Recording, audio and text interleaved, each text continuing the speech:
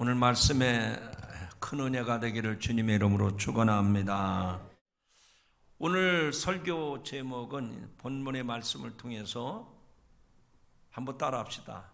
길에게 길을 묻다. 이렇게 설교 제목을 정한 것은요, 물론 설교 제목을 정하는 기준이 여러 가지가 있어요. 그런데 제가 이 본문을 읽고 딱 다가온 것이 이렇게 정하면 되겠다라고 생각이 되었어요. 그게 바로 길에게 길을 묻다라는 겁니다.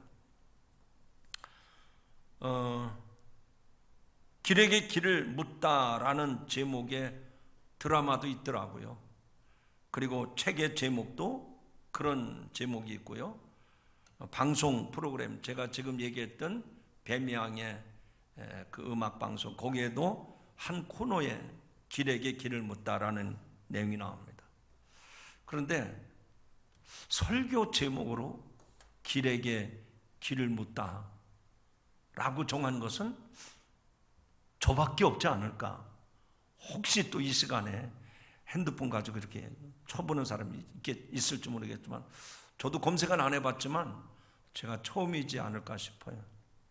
잘했다는 얘기가 아니고 그만큼 오늘 본문 속에서 우리에게 주는 메시지가 길에게 길을 물어보라, 그 얘기입니다. 길이라고 하는 제목의 글이나 그림이나 또 노래, 드라마, 영화 등 많은 작품들이 있습니다. 어느 날 제가 아는 목사님이 당신이 섬기는 교회에서 이렇게 남자든 여자든 요즘에 천으로 만든 가방이 있잖아요. 이거만하게 생긴 거, 어깨에다 이렇게 걸러매고 다니는 그 천 가방을 만들었다고 저한테 선물로 하나 주더라고요. 아주 견고하게, 그리고 이쁜 가방이었습니다. 받고 보니까 그 가방의 겉면에 글이 쓰여 있어요. 한글인데 붓글씨체로 썼어요. 뭐라고 썼는 거 아니? 걸음마다 길이여라. 야, 여러분, 그 가방이 이거만한데 거기다가 걸음마다 길이여라. 가방도 좋았지만 그 글귀가 아주 마음에 들었어요. 그래서 욕심이 나가지고 하나 더 달라고. 그랬더니 이거 막 주면 안 되는데 꼭 쓸 거냐고. 그래서 꼭 쓸 거라고. 그래서 2장을 받아왔습니다. 제가 오늘 성경 본문을 읽고 설교 제목을 어떻게 정할까. 이제 여러분들은 그냥 주일마다 예배 드리면서 어디 말씀 가지고 이런 선수 했구나. 근데 제목은요, 여러분들의 머릿속에 남도록 정해야 됩니다. 그리고 이 설교의 전체 내용을 함축적으로 이렇게 표현을 해야 돼요. 그래서 제목 정하는 것이 어려운 일입니다. 대부분 모든 목회자들이 설교 본문을 정해놓고 그 주제를 찾은 다음에 그 주제 속에서 제목을 찾거든요. 그런데 저는 거꾸로 합니다. 성경을 쭉 읽고 주제를 정해놓은 다음에 설교 원고를 다 만들어 놓은 다음에 마지막에 제목을 정하는 거예요. 마지막에. 그래서 어떤 경우는 그 말씀 내용 그대로 제목을 정하는 경우도 있지만, 그 말씀의 내용이 우리들에게 무엇을 전하고자 하는가, 그것을 찾아서 여러분이 머리에 기억에 남도록 정하는 겁니다. 그래서 오늘 그렇게 정한 거예요. 제가 말씀을 읽고 묵상하고 설교 제목을 다 정한 다음에 처음에는 길에게 묻다, 그럴까? 그렇게 정했다가도 이게 아닌데, 그래서 여러 번 수정을 해서 오늘 옥동자가 태어난 겁니다. 여러분, 옥동자가 태어났다니까 어떤 느낌이 듭니까? 구슬르고 구슬러서 옥동자가 태어났다, 그 얘기예요. 쉬운 게 아니라는 겁니다. 어려운 가운데 옥동자가 태어났다, 그 얘기예요. 그러니 여러분들이 그런 마음을 가지고 한번 따라합시다. 길에게 길을 묻다. 자, 제가 다시 한번 얘기할 테니까 이 말이 맞나 틀리나를 여러분들이 한번 생각해 보시고, 국문과 나온 사람도 여기에 대해서 이렇게 좀 달리 생각할 수가 있어요. 길에게 길을 묻다. 여러분 중에도 이 제목이, 이 질문이 맞나? 아무리 생각해 봐도 길에게 길을 묻다, 이건 잘못된 질문 같아요. 잘못된 문장 같아요. 어떻게 길에게 길을 물어봅니까? 아니, 김씨, 어디 길을 가려고 하는데 어디로 가야 됩니까? 사람에게 물어본다면 그게 맞는 얘기죠. 그런데 길에게 길을 물어본다? 이거는 문법상 또 잘 안 맞는 말인 것 같습니다. 근데요, 이렇게 정한 제목이 있습니다. 왜 그런 거 아니? 여기서 길이라고 하는 것은 무엇을 말하는 걸까? 예수 그리스도를 말하는 겁니다. 예수님이 우리에게 뭐라고 말씀하셨죠? 내가 곧 길이요 진리요 생명이라고 말씀하셨어요. 그러니까 길 대신 예수님에게 내가 인생을 어떻게 살아가야 되는지, 어떻게 사는 것이 올바로 사는 것인지, 세상에 수많은 길이 있잖아요. 그런데 길 대신 예수님에게 내가 가야 할 길을 물어보라는 거예요. 이해가 되신 분은 아멘 하시기 바랍니다. 믿음으로 고백하십시다. 다시 한번, 길에게 길을 묻자. 그러니까 이렇게 이해를 하고 나면 이 질문이, 이 문장이 너무나도 잘된 문장이에요. 너무나도 훌륭한 거예요. 다시 한번 고백합시다. 길에게 길을 묻다. 제가 이렇게 여러 번 여러분에게 제목에 대해서 여러 번 반복해서 하잖아요. 그래, 오늘 목사님 설교처럼 나는 인생의 바른 길을 지금 걸어가고 있어. 많은 사람들이 나에게 손짓을 하고 유혹을 해도 나는 그 길로 갈 거는 아니야. 나는 이 믿음의 길을 걸어갈 거야. 나는 이 생명의 길, 이 구원의 길을 걸어갈 거야. 그런 사람이 있는가 하면, 아니, 뭐 내가 살아가는 게 뭐 잘못됐나? 자기가 엉뚱한 길을 가면서도 이 질문에 대해서 별로 느낌이 안 오는 사람이었어요. 안타까운 거죠. 오늘 이 말씀을 듣는 가운데 다시 한번 여러분의 인생이 짧든 길든 다시 한번 길에게 길을 물어보고, 그래서 점검하고 확인하고 그게 바른 길인지 옳은 길인지 이 시간 결단하고 하나님 앞에 믿음으로 헌신하는 복된 아침이 되기를 주님의 이름으로 축원합니다. 요즘에 사람들이 길을 많이 걷습니다.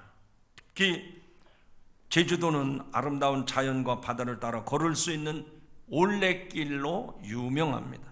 이 올레라는 말은 제주도 방언으로 좁은 골목길을 의미합니다.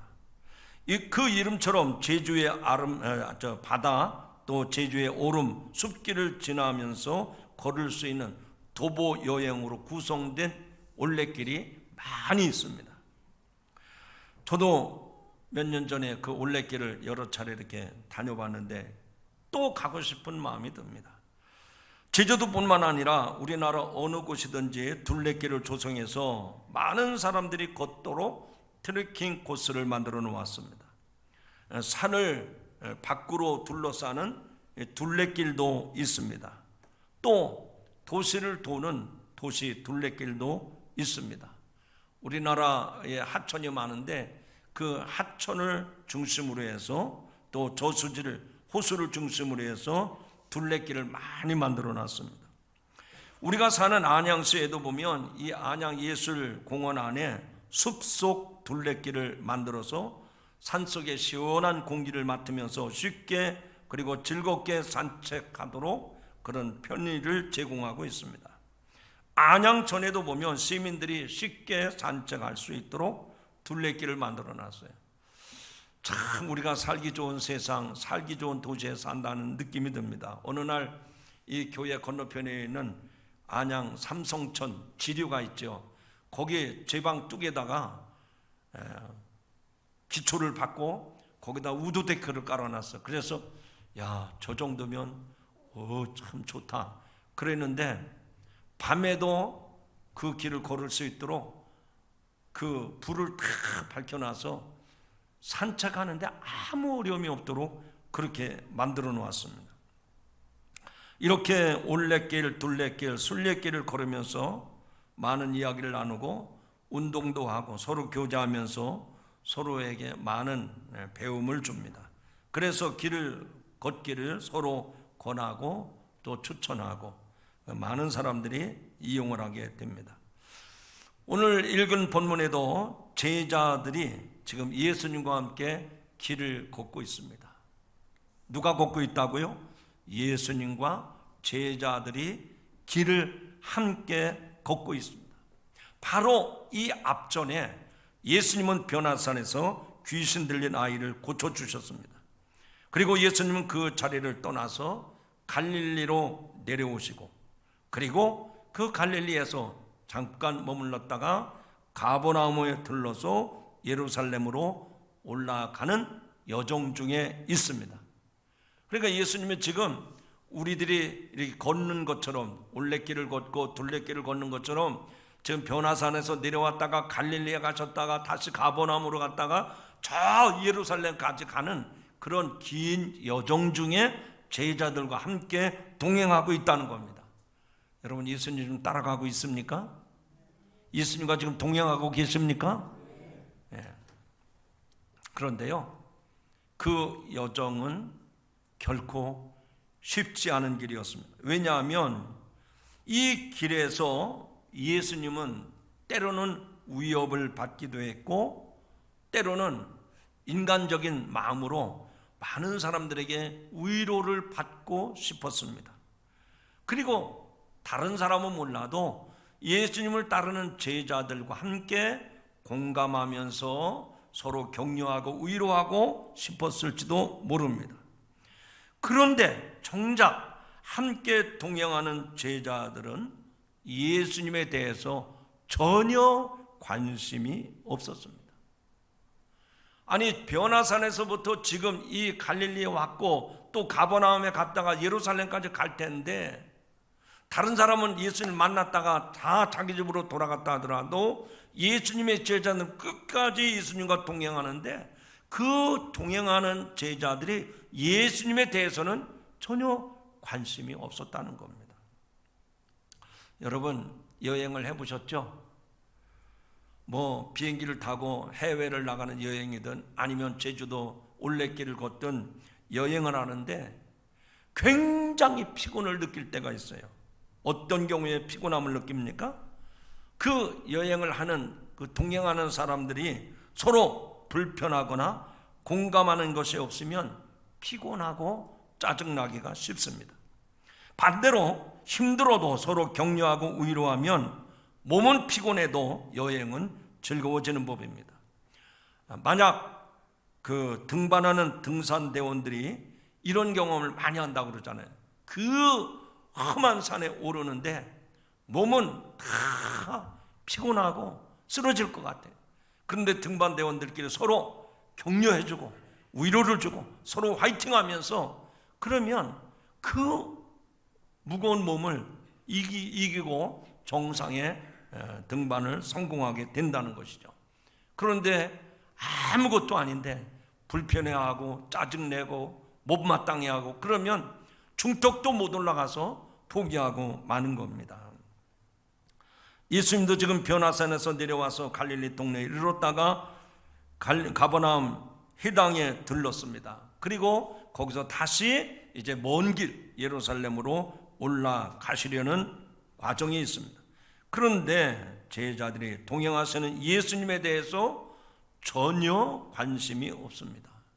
그러니 예수님도 피곤하셨을 것이고 제자들도 참 답답했다고 생각이 되어집니다. 이미 예수님은 제자들에게, 그 동행하는 제자들에게 예수님 당신이 앞으로 어떤 고난, 어떤 순환을 당할 것인지 예고하셨습니다. 그런데도 그런 말씀을 직접 제자들이 들었음에도 불구하고 이 제자들은 예수님의 순환 예고가 무엇을 의미하는지 전혀 눈치채지를 못했습니다. 바로 얼마 전에도 예수님이 말씀하셨는데 모르고 있었어요. 그래서 지금 2차 순환 예고를 예수님이 하고 계신 겁니다. 오늘 본문 바로 앞에 변화산에서 베드로와 야고보와 요한은 하나님으로부터 직접 예수님이 내 사랑하는 아들이라 하는 음성을 들었던 겁니다. 그리고 하나님은 그 제자들에게 뭐라고 부탁을 했는 거 아니? 너희는 그의 말을 들으라 라고 하시는 하나님의 음성을 들었습니다. 이는 내 사랑하는 아들이라, 그러니 너희는 그의 말을 들으라고. 다른 사람이 아니라 예수님의 제자 베드로와 야고보, 요한은 그런 말씀을 직접 들었음에도 불구하고 예수님의 말씀을 들으라는 명령을, 그리고 예수님에 대해서 관심조차 두지 않았습니다. 앞서 말씀을 드린 것처럼 예수님은 인자가 죽은 자 가운데 살아날 것을 미리 알려주셨습니다. 예수님에게 장차 있을 순환을 베드로도 야고보도 요한도 모르고 있을 뿐만 아니라 하나님도 예수님의 말씀에 귀를 기울이라고 하셨는데도 제자들은 무슨 말씀인지, 아니 그 예수님에 대해서 앞으로 어떤 일이 있을지 전혀 관심 밖에 있었던 것입니다. 그뿐만이 아닙니다. 오늘 말씀을 깊이 살펴보면 제자들은 예수님의 순환 예고를 이해하지 못하는 수준을 넘어서서 그에 대해서 궁금한 점을 물어보지도 않았습니다. 어쩌면 얼마 전 베드로가 예수님에게 꾸지람을 들었던 것을 기억하고 있었기 때문에 자기들이 궁금증이 생겨도 혹시 예수님에게 책망을 받을까 그런 염려 때문에 물어보지도 않았던 거예요. 마가복음 8장 바로 앞장이죠. 거기 33절에 보면 예수님께서 베드로에게 책망을 하십니다. 예수께서 돌이켜서 제자들을 보시며 베드로를 꾸짖어 이르시되 사탄아 내 뒤로 물러가라. 내가 하나님의 일은 생각하지 아니하고 도리어 사람의 일을 생각하는도다 라고 호되게 질책을 하셨습니다. 그럼에도 불구하고 제자들은 길이요 진리요 생명 되신 예수님을 아직도 알지 못했습니다. 더 분명하게 말하면 지금 예수님과 변화산에 올라갔다가 내려와서 갈릴리 그 호수 옆에 있다가 가버나움에 갔다가 예루살렘으로 올라갈 텐데 그 많은 여정 가운데에도 예수님 앞으로 어떤 일이 있을지, 우리가 예수님을 왜 따라야 되는지 전혀 관심 밖에 있는 제자들의 모습을 보고 있습니다. 바꿔 말하면 제자들은 예수님을 따르면서도 예수님과 동행하면서도 예수님의 관심을 마음에 두지 않냐고 각자 자기 생각을 갖고 있는 거예요. 누가 높은 자리에 올라갈까? 내가 예수님이 이 땅의 왕이 되면 나는 어떤 자리를 차지할까? 이런 것들, 즉 자기 주관적인 생각에 붙잡혀 있었습니다. 자, 여기서 여러분에게 질문합니다. 우리도 지금 인생을 살아가면서 예수님과 지금 동행하고 있는 거예요. 예수님과 함께 우리의 인생길을 지금 걸어가고 있는 거예요. 여러분은 어떻습니까? 그 제자들의 모습을 생각해 보면서 여러분은 지금 인생을 예수님과 동행하고 계십니까? 예수님에게 여러분이 걸어가는 인생길에 대해서 정말 물어보고 계십니까? 예수님은 여러분이 물어보실 때 대답을 거절하는 분이 아니에요. 구체적으로 말씀을 드리면 예수님은 요한복음에서 내가 누구다, 나는 생명의 떡이다, 나는 세상의 빛이다, 나는 너희들에게 선한 목자가 된다, 이렇게 끊임없이 예수님 말씀해 주셨잖아요. 그래서 여러분들이 예수님 믿고 신앙생활하면서 주님, 우리가 가야 할 길이 무엇입니까? 예수님 우리에게 어떤 분이십니까? 물어보면 그 대답을 거절하실 분이 아니에요. 여러분이 가야 할 길을 제시할 뿐만 아니라 여러분이 왜 예수님을 따라야 되는지 분명하게 말씀하실 분이 우리 주님이심을 믿으시기 바랍니다. 오늘 예수님이 제자들에게 가르쳐 주실 터인데 제자들은 물어보지도 아니하고 예수님에게 관심조차 두지 않았습니다. 무관심의 정도를 넘어서서 이제는 자기들이 서로 높다고 자리다툼하는 지경에 이르고 있습니다.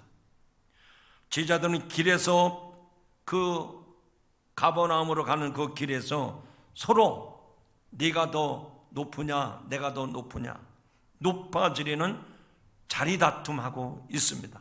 바꿔 말하면 서열 경쟁, 서열 다툼을 하고 있는 겁니다. 소경이었던 바디메오는 길에서 예수님을 만났을 때 그가 메시아인 줄 알고 뒤도 돌아보지 않냐고 그 길로 예수님을 따랐던 사람입니다. 그러나 제자들은 예수님과 동행하면서도 예수님을 알지 못했던 거예요. 예수님이 가시는 길을 자기들이 어떻게 따라가야 되는지를 전혀 몰랐던 겁니다. 결국 예수님은 제자들에게 하나님 나라의 영적 원리였던 섬김의 도를 가르쳐 주십니다. 예수님이 가버나움에 이르러서 제자들에게 길을 걸을 때 무슨 얘기를 했는지, 너희가 왜 그렇게 역정을 냈는지, 무엇을 얘기했는지 서로 이야기한 것에 대해서 물어보십니다. 사실 갈릴리에서 가버나움에 당도할 때까지 제자들은 누가 더 높으냐, 그것에 대해서 계속 논쟁을 벌였습니다. 그만큼 집요하게 제자들이 자리다툼을 했다는 얘기입니다. 여러분, 이렇게 지위와 권력에 대한 욕망은 모든 인간의 본능적인 욕구입니다. 여기 제자들도 역시 이러한 욕망의 노예 상태에 있었습니다.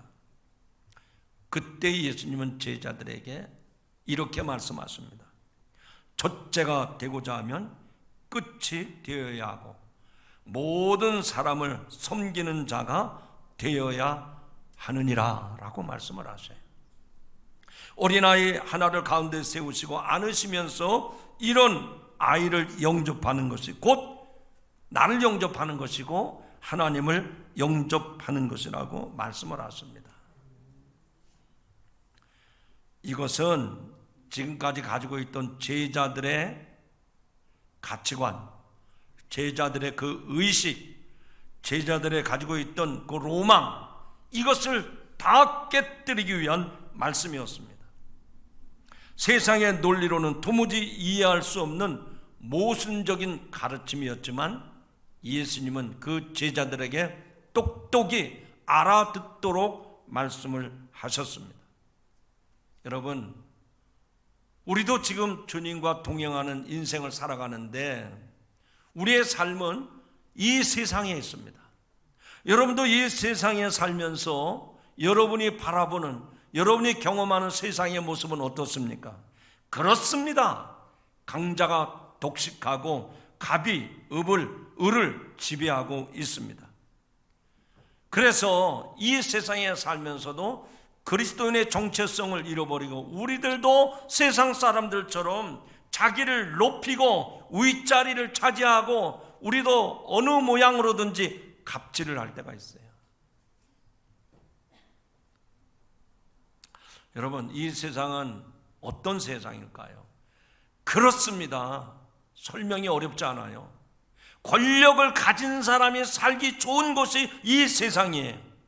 거꾸로 얘기하면 지위가 낮거나 힘이 없는 자는 짓밟히는 삶, 살기 피곤한 세상입니다. 사람들은 권력 있는 자를 잘 대우하는 반면에 권력이 없는 자, 지위가 없는 자는 무시합니다. 그런데 힘이 없는 자를 최고로 예우하고 존중하는 세상은 권력 다툼이 있을 수가 없습니다. 그런 세상을 만들어야 이 세상에 권력 다툼이 사라지는 겁니다. 여러분, 우리는 이런 권력 다툼의 모습을 제일 많이 보는 사람들이에요. 왜냐하면 매 시간마다 뉴스에서 나오는 헤드라인 뉴스가 전부 권력 투쟁에 관계된 얘기만 나오잖아요. 만약에 매 시간마다 나오는 뉴스, 헤드라인 뉴스에 저렇게 높은 분이 낮은 분을, 저렇게 이름 없는 사람을 섬기고 존중했다, 그러면 세상은 벌써 달라졌을 거예요. 그런데 세상 그렇지 않습니다. 어제도 오늘도 앞으로도 영원히 권력자들의 횡포, 권력자들의 그 무시무시한 이런 모습들을 우리는 계속 볼 수밖에 없습니다. 이런 세상에서 우리는 예수를 믿고 살아가고 있습니다. 그리고 예수님과 지금도 동행하고 있습니다. 우리가 예수님을 구주로 믿는 그런 모임, 그런 사람들이 모인 곳이 바로 교회죠. 이 교회 공동체 안에서도 세상의 그런 가치관, 세상의 그런 질서가 지배하면 교회는 망하는 거예요.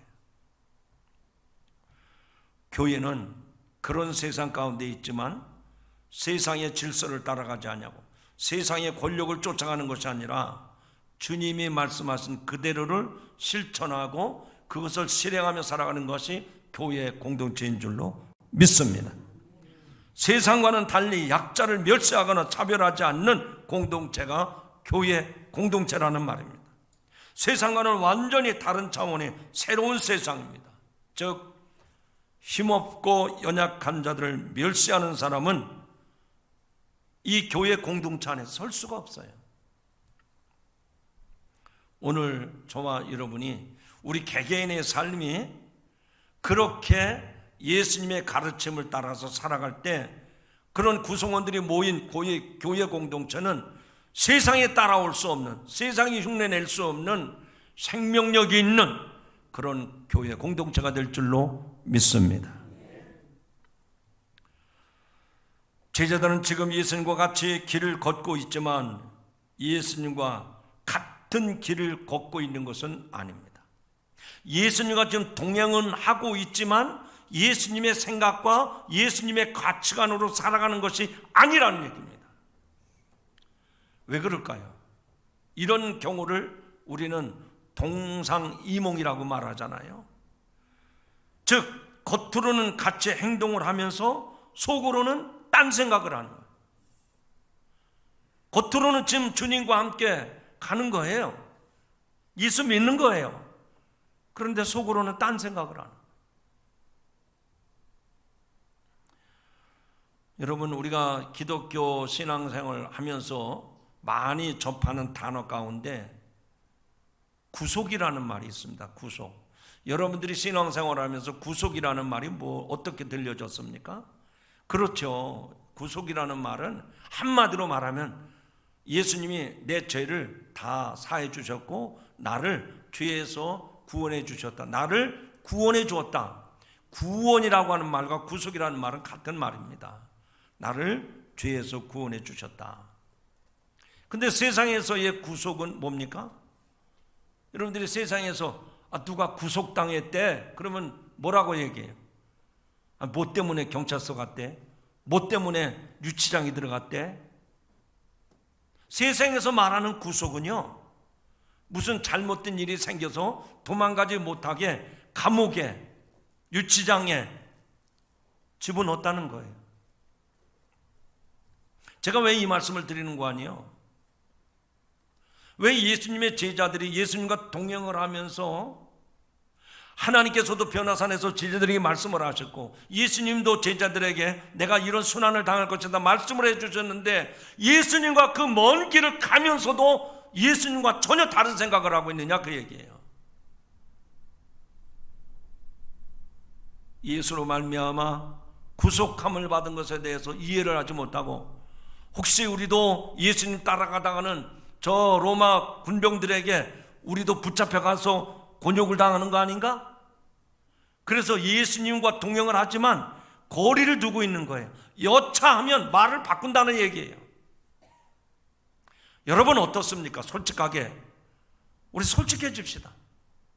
내가 예수 믿고 신앙생활 하는데 내 앞에 어떤 위협이 와도 어떤 불이익이 와도 어떤 손해나는 일이 있어도 예수는 그리스도십니다, 예수는 나의 구원자십니다 고백을 해야 되는데 모르는데요. 생각이 잘 안 나는데요. 나는 그런 일 없는데요. 그게 제자들의 모습이에요. 지금 제자들의 생각은 딴 생각을 갖고 있다고 하는데 예수님과 지금 변화산에서부터 저 갈릴리에 갔다가 가버나움에 갔다가 예루살렘까지 갈 텐데 딴 생각하고 있는 거예요. 지금 예수님과 함께 길을 가고 있지만 예수님에게 그 길을 물어보지 않습니다. 지금 세상 길로 어떻게 하면 갈 거냐, 어떻게 하면 높은 지위를 차지하고 내가 어떻게 하면 권력을 누릴 것이냐, 여기에 제자들의 관심이 쏠려 있어요.